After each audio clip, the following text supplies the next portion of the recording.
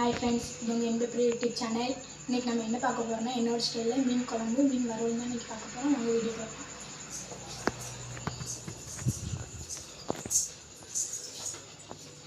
மீன் குழம்புக்கு தேவையானது என்னெல்லாம் பார்த்துடலாம்.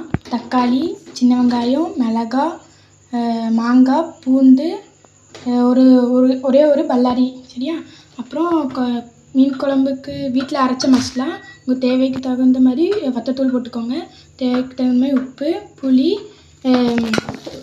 தேங்காய் பேஸ்ட்டு, அப்புறம் மீன், சாலை மீன், சரிங்களா? அப்புறம் ஸ்டவ் ஆன் பண்ணிக்கலாம். ஆன் பண்ணிவிட்டு 2 ஸ்பூன் அளவுக்கு எண்ணெய் ஊற்றிக்கோங்க.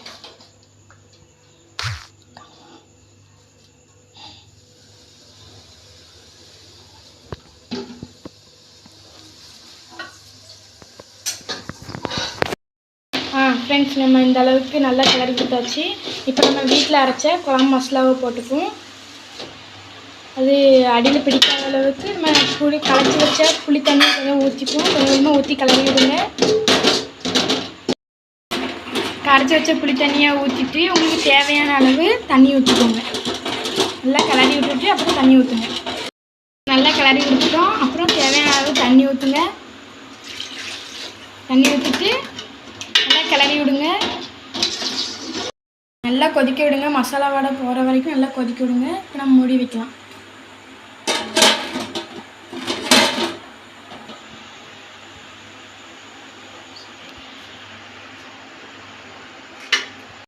ஃப்ரெண்ட்ஸ், இப்போ குழம்புல மசாலா வடை போகிற வரைக்கும் நல்லா கொதிக்கட்டும். அதுக்குள்ளே நம்ம மீன் வறுவலுக்கு தேவையான பொருளை பார்த்துடலாம் வாங்க. மீனை இந்த மாதிரி நல்லா கீறி விட்டுக்கோங்க. அப்போ தான் மசாலாலாம் இந்த மீனுக்குள்ளே நல்லா இறங்கும். அதுக்கு தேவையானது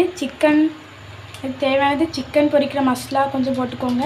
அப்புறம் மிளகாய்த்தூள் கொஞ்சம், அப்புறம் மஞ்சள் தூள் கொஞ்சம் போட்டுட்டு தேவையான அளவு உப்பு போட்டுக்கோங்க. போட்டு நல்லா கிளறி கொடுத்துக்கோங்க. நல்லா கிளறி கொடுத்துக்கோங்க. மசாலாலாம் உள்ளே இறங்குற அளவு நல்லா கிளறிக்கோங்க. நல்லா கிளறி விட்டுட்டு ஒரு அரை மணி நேரம் அப்படியே ஃப்ரீசரில் வச்சுக்கோங்க. இல்லைன்னா அரை மணி நேரம் வெளியில் வச்சுக்கோங்க. இந்த மசாலாலாம் மீனுக்குள்ளே நல்லா இறங்கிடும்.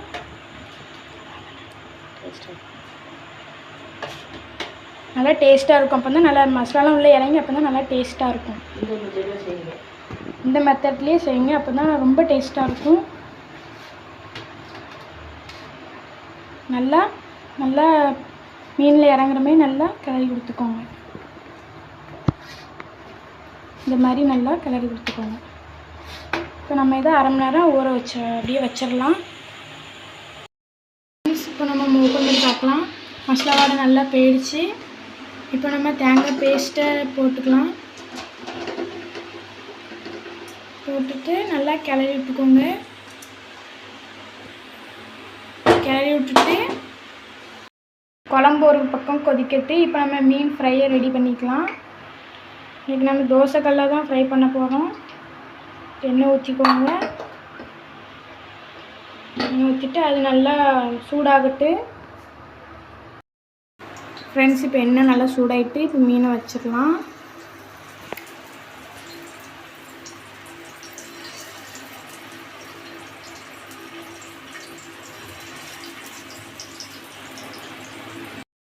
மீன் ஃப்ரை பண்ணி எடுத்தாச்சு.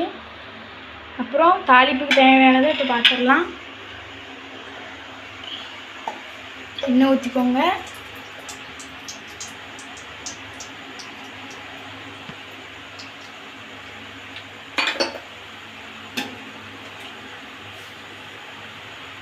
கடுகு, வெந்தயம், மிளகு, ஜீரகம், அப்புறம் இது நல்லா பிடிச்சு வரட்டு.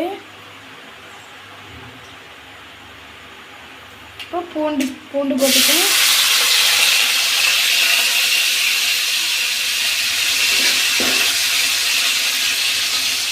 அப்புறம் வெங்காயம் இந்த பல்லாரி வெட்டி வச்சுருந்தோம்ல அதை போட்டு பொன்னிறமாக வர வரைக்கும் கிண்டிக்கோங்க.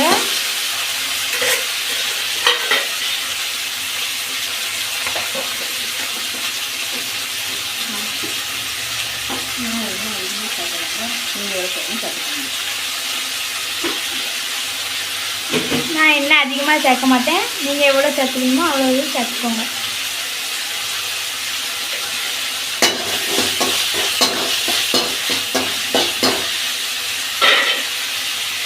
கருவேப்பிலை எங்கிட்ட இல்லை, அதனால் கருவேப்பிலை போடலை. நீங்கள் போட்டுக்கோங்க.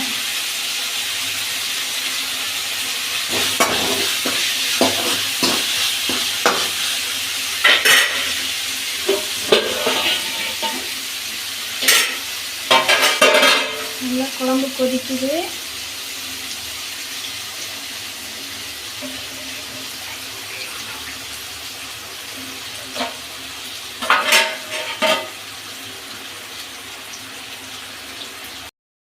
இப்போ தாளிச்சாச்சு, குழம்புல தூக்கி ஊற்றிப்போம். இப்போ நம்ம தாளித்து ஊற்றியாச்சு குழம்புல. மீன் குழம்பு ரெடி ஆகிட்டு, மீன் ஃப்ரையும் ரெடி ஆகிட்டு, வாங்க சாப்பிட்லாம்.